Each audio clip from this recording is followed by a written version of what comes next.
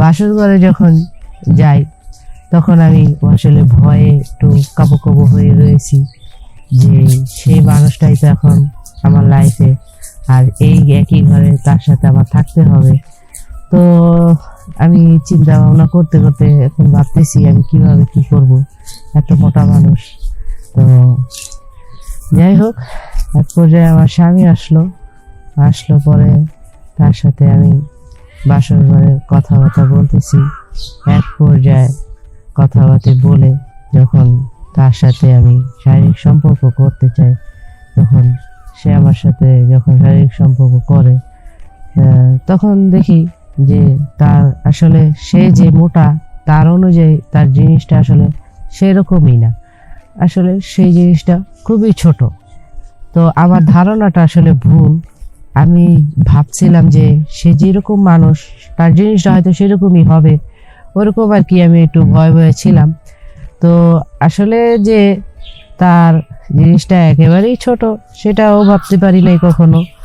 তো যাই হোক, অনেকটাই কষ্টদায়ক বেদনাদায়ক, কিছু করার নাই। উপরওয়ালা যাকে যেমন বানাইছে মেনে নিতে হবে, সেরকমই থাকতে হবে। তো আমার স্বামী আসলে আমাকে অনেকটাই ভালোবাসে। আসলে মানুষের ভালোবাসাটাই সবচেয়ে বড় জিনিস।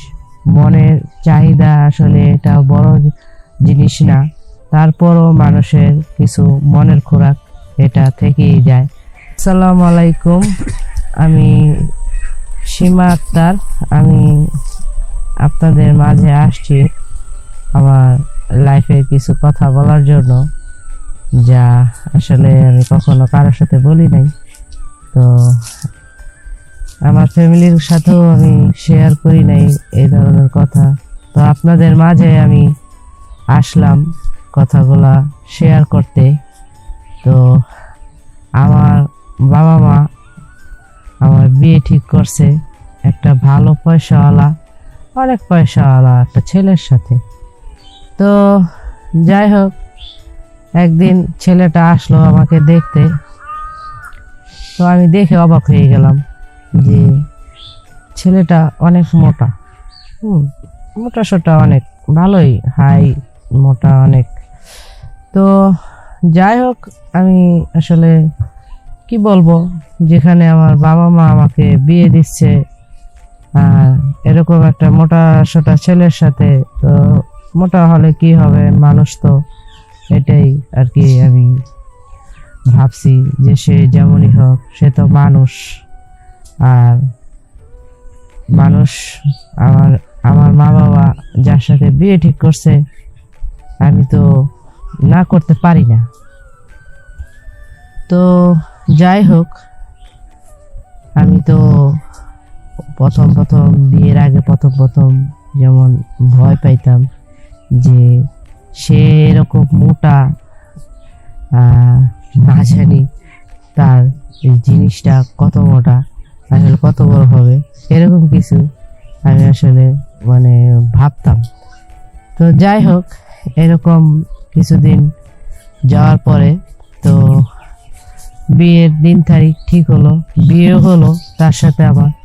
তো বাসর ঘরে যখন যাই তখন আমি আসলে ভয়ে একটু কাবু কাবু হয়ে রয়েছি যে সেই মানুষটাই তো এখন আমার লাইফে, আর এই একই ঘরে তার সাথে আমার থাকতে হবে।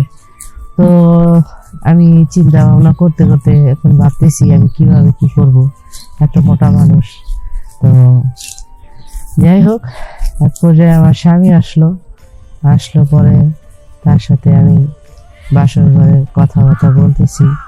এক পর্যায়ে কথাবার্তা বলে যখন তার সাথে আমি শারীরিক সম্পর্ক করতে চাই, তখন সে আমার সাথে যখন শারীরিক সম্পর্ক করে তখন দেখি যে তার আসলে সে যে মোটা তার অনুযায়ী তার জিনিসটা আসলে সেরকমই না, আসলে সেই জিনিসটা খুবই ছোট।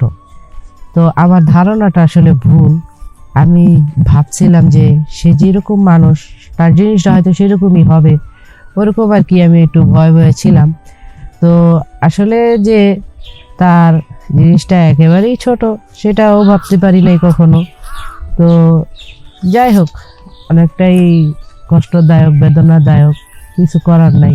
উপরওয়ালা যাকে যেমন বানাইছে মেনে নিতে হবে, সেরকমই থাকতে হবে।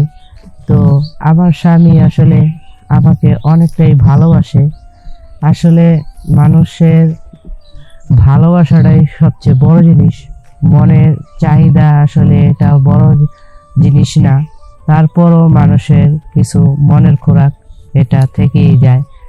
সংসারে যদি স্বামী স্ত্রী সুখ না থাকে তাহলে আসলে টাকা পয়সার কোনো সুখ না। তারপর আমি এগুলো মনে করি না। আমি মনে করি আমার স্বামী আল্লাহ বানাইছে, যেমনই হোক, সে মোটা হয়েছে কিন্তু তার জিনিসটা ছোট হয়ে বানাই দিছে, সেটা আল্লাহরই দান। সেটা নিয়ে আমি আসলে কখনো ওরকম কষ্ট ফিল করি না। তারপরও সব কথার মাঝেও কষ্ট একটা থাকে যে আমিও একটা মেয়ে মানুষ, আমারও তো একটা শখ আহ্লাদ আছে, স্বামীর কাছে একটা সুখ আমার পেতে ইচ্ছে করে। তো যেটা আমার স্বামী আসলে হয়তো দিতে পারে না। এছাড়া সে টাকা পয়সা, এমনি শাড়ি, স্বর্ণ, অলংকার সে সবই দিতে পারে, কিন্তু আমার যে মনের চাহিদা সেটা সে আসলে পূরণ করতে পারে না। তাই আমিও কি করব, আমার স্বামী আমাকে যতটুকু ভালোবাসে আমিও আমার স্বামীকে অনেকটাই ভালোবাসি। সেই ভালোবাসার মধ্যে দিয়েই আমাদের সংসার কাটছে। তো আমি আর কি বলবো, তো এই কথাগুলো আমার ফ্যামিলিকে তো আর বলতে পারি না, তাহলে আমার স্বামীকে আমার ফ্যামিলির কাছে ছোট করা হবে। আমি চাই না আমার স্বামীকে আমার ফ্যামিলির কাছে ছোট করতে। তো এভাবেই আমাদের সংসার কেটে যাচ্ছে অনেক দিন হলো। তো আমার স্বামীও আমাকে অনেক ভালোবাসে, আমিও তাকে ভালোবাসি। আসলে মনের সুখই বড় সুখ, এটাই আমি বলবো।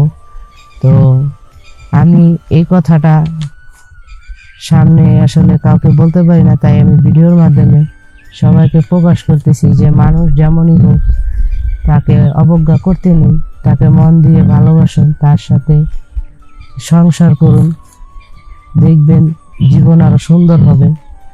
আর মনের চাহিদা যারা পূরণ করতে চায় আসলে তারা স্বামীর ভালোবাসা হয়তো নাও পেতে পারে, কিন্তু আমি মনে করি যে আমার স্বামী যে আমার চাহিদা পূরণ করতে নাও পারে, কিন্তু আমি ভালোবাসার দিক দিয়ে আমি সব দিক দিয়েই আমি আমার স্বামীর কাছে পেয়েছি।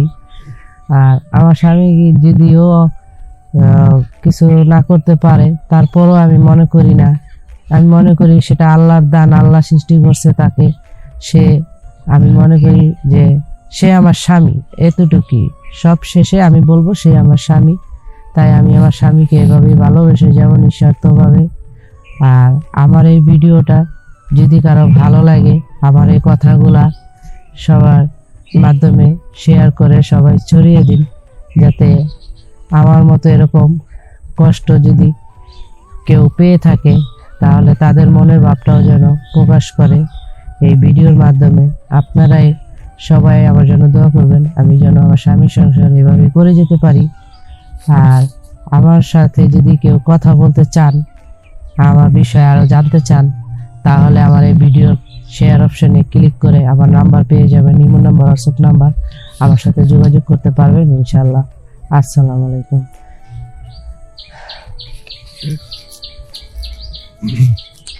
ভাই, শুধু দর্শক, এই গল্পটা শুনে যদি আপনাদের ভালো লাগে তাহলে অবশ্যই শেয়ার করবেন, কমেন্টস করবেন, লাইক করবেন, বেশি বেশি করে শেয়ার করবেন।